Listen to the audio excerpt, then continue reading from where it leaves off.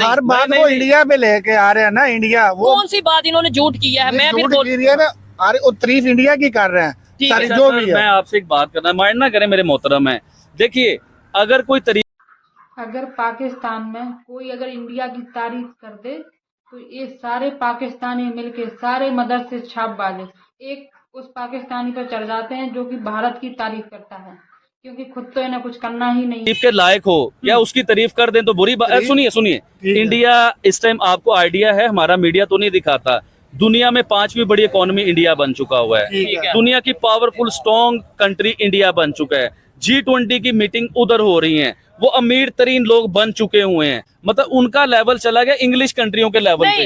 अभी अरब अमारात की बात था तो सऊदी अरेबिया जिसे हम बहुत अमीर समझते थे, जिसे हम समझते दुनिया के बादशाह, ये लोग पेट्रोल से कमाई करते थे। आपको ये आइडिया नहीं, किसी ने नहीं बात बताई, सऊदी अरेबिया पेट्रोल से पूरे साल में इतना पैसा नहीं कमाता जितना पैसा वो इंडिया आईटी एक्सपोर्ट करके अपना पैसा कमा रहा है, उससे ज्यादा। अगर हम इंडिया की तारीफ कर, सर मुझे आप एक सवाल का जवाब दीजिए, क्या पाकिस्तान था? हिंदुस्तान तो ये सारा एक ही होता था ना, बड़े सगीर पाक हिंद जो एक ही होता था ना।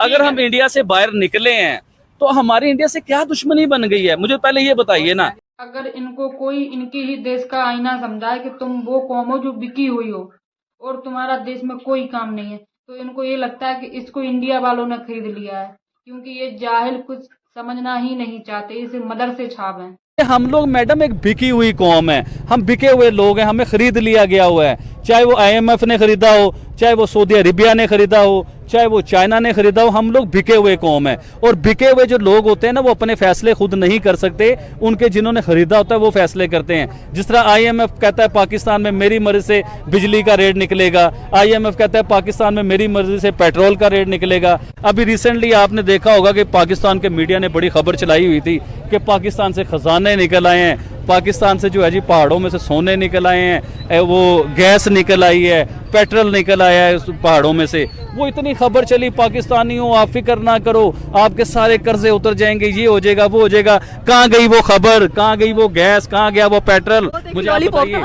वो सब एक ड्रामा था ना, हमें बेवकूफ बनाया होता है। फिर मीडिया के ऊपर बहुत बड़ी खबर चल रही होती है जी, कौम के लिए बहुत बड़ी खुशखबरी, लोगों के लिए बहुत बड़ी खुशखबरी। जब पूछा जी क्या खुशखबरी, तो पता चला जी IMF से हमें एक बार और कर्जा मिल गया, ये खुशखबरी हमें दे रहे हैं।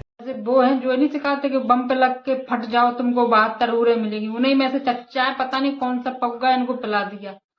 लेकिन एक बात तो है, सबके सब मोदी जी के पीछे रहते हैं, मोदी जी को पकड़ना है, सपने में आते होंगे शायद।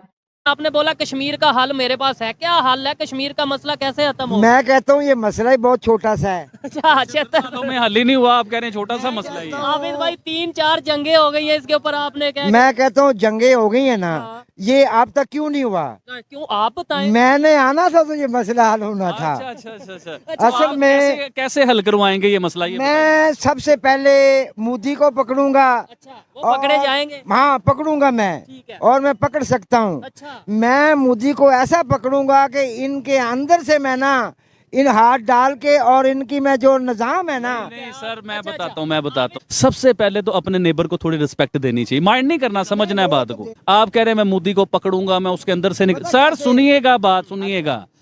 कभी भी किसी से टेबल टॉक करनी हो, कोई किसी मसले का हल करना हो तो पकड़ने से नहीं होता, आराम से रिक्वेस्ट करके बैठ के मसले का हल होता है। आप मुझे बताइए, एक सेकंड, आप मुझे बताइए जो पाकिस्तानी कश्मीर है वो किसके पास होना चाहिए, इंडिया के पास या पाकिस्तान के पास? पाकिस्तानी कश्मीर जो है ना वो पाकिस्तान के पास होना चाहिए। एक सेकंड, अब मुझे बताएं जो इंडियन कश्मीर है वो इंडिया के पास होना चाहिए या पाकिस्तान के पास? वो इंडिया के पास होना चाहिए। डेफिनेटली बात खत्म हो गई ना आपकी, तो आप क्यों मोदी जी को पकड़ेंगे या क्यों ऐसी बात करेंगे?